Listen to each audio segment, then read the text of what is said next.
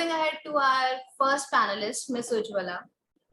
Uh, as I know her, she has worked vastly with people in the marginalized community, students, adolescent, and adult alike. There has been a myth that only people coming from certain backgrounds suffer from problems related to mental health, or just their own individual recovery is the way to recovery overall. So my question to Ms. Ujjwala Bhandari is marginalized population or the privileged population has the similar kind of effects when it comes to mental health? What can we do to provide care and support? What kind of a care and support system is available to us? Over to you, Ujjwala. Okay, thank you. Hi, everyone. Good morning and happy World Mental Health Day. Though I'm sure for everyone in this conversation, World Mental Health Day is pretty much every day. And I just want to say that in response to Shuchi's question, there is a very frequently used phrase that mental health doesn't discriminate, right? Which means that we all have, we all have the makings of mental health, and when things go wrong or any kind of issues arise, they can come for anyone. It's just like when you look at health issues, it's not certain kinds of people who suffer more from them, but yes, the vulnerabilities definitely differ. And I'd rather say that the types of vulnerabilities differ rather than how vulnerable a person is. There are different kinds of and complexities of vulnerabilities that differ when you're looking at marginalized versus privileged populations. And when we talk about marginalization, I think I say this a lot, and I think about it in these terms a lot, that as many identities as we have, as many social corners that we belong to, or social margins that we belong to, that's as much load that we carry in terms of identifying as a human being in this world. So for instance, someone who comes from a lower caste, for instance, someone who's a woman, someone who's even a younger person, definitely the vulnerabilities are increased because the power structures are such that we know exactly how they function in the present day. We know that there are privileges that the upper castes have. There are privileges that men have, in people who identify as men have in a patriarchal society that we live in. So every move that a person from a marginalized identity makes is that much harder for them. So in this case, we're looking at a context where struggles are compiled and compounded by the identities that you come from.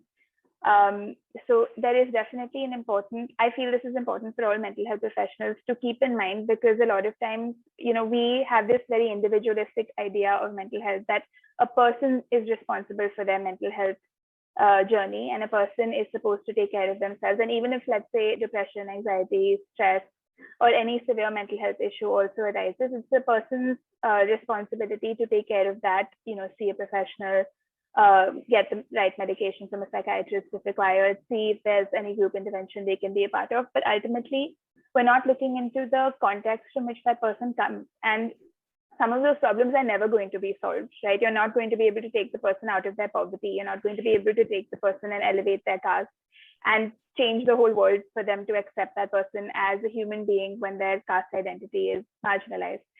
So these realities will persist. So as much as we work with an individual from a marginalized background and community and tell them, okay, here's what you can do, we miss the point a little bit, and we forget that we have to also validate the fact that their life comes from a place that other people will, generally they will face a heightened kind of a struggle in comparison, to privilege. And when we understand that and we look at it from that lens, and we affirm the fact that their struggles are genuinely social and socio-political and socio-cultural in nature, that already lifts a slight burden from them, where they can understand, okay, here's what I can do, but somewhere people have to meet me halfway. Somewhere I know where I can look for that kind of support, where people understand that, yes, my struggles are valid and I'm coming from a place which cannot be solved, maybe not even in this lifetime. So that's when we talk about marginalized populations. When we talk about privileged populations, I think there is also an interesting thing that's happening, maybe at least in urban, slightly woke India right now, which is that, people are coming to understand their privilege. People are coming to understand, what that means exactly and how they have been afforded certain, luxuries, certain spaces, things they never had to worry about, never had to struggle with. And those even, and not to say that that means that they don't face mental health issues, but that means that they understand that there are these protective factors I have in my life, which already exist in my favor. So it's also sometimes important to draw light on those things without invalidating the person's concern, and also to make them sort of understand that it's difficult because with the kind of conversations going on on social media, in the public domain right now, some people actually struggle with recognizing their privilege. There's a lot of defensiveness, there's a lot of avoidance actually of wanting to say that, okay, yeah, I do have these things going in my favor, because we do feel victimized by our mental health concerns, and we're not able to see just how victimized we are and how maybe not that victimized we are. So it's difficult to work through that process of awakening into what does my privilege mean. The fact that I can speak English, which means I can connect and communicate with people who will understand my problem in not just my own mother tongue or native language, but also a global language, which helps me express myself. For people who don't, for instance, the kind of struggle they have to express. So it's about trying to draw, I think, attention to what can we do, how can we support what exists in your favor, and how can we also acknowledge the things that don't exist in your favor, so that you're not carrying the burden of that individually, and we're looking at that systemically, and we're understanding, and outside of sessions and that microcosm of the individual, we're also working on how do we translate this across the board. How do we translate these awarenesses across the board?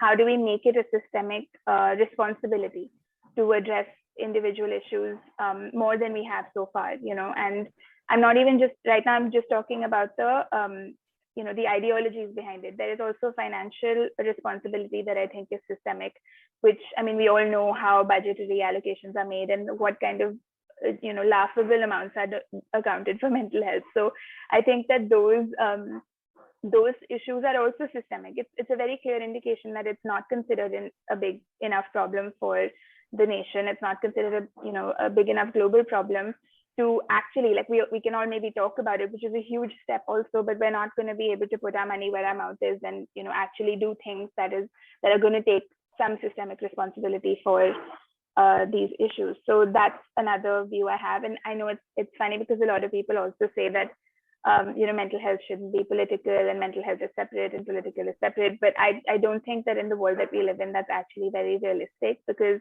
everything has political implications, and political realities influence a lot of what we go through. I mean, I'm sure mental health professionals would also see that the kind of money that you can make in this field, the kind of incentive people have to join the workforce in the mental health field is very, very low, because it doesn't pay you the way that maybe other fields would pay you. And yet it remains this very huge need that everybody's always talking about, how we need more mental health professionals. So how is that not incentivized?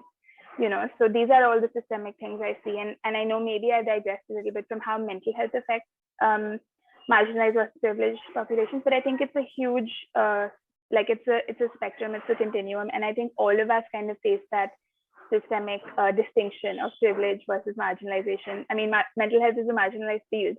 So technically it's like, there are lots of layers to this entire discussion. Though I do want to say, and maybe I'll sort of close on that point, which is that I think the fact is that mental health is what unites the marginalized and the privileged populations. We're all together in that. So in one way, we're able to empathize, we're able to connect a little bit more in that way, because when someone suffers from depression, it doesn't feel very different whether you're from a marginalized or a privileged population. So I think that's one thing to remember, and that's one thing to connect with when we're finding ourselves alone. I think it's also important to see that we're all kind of in one experiential space when it comes to stuff like that. So yeah, I don't know if I answered the question directly, but I hope I made some sense.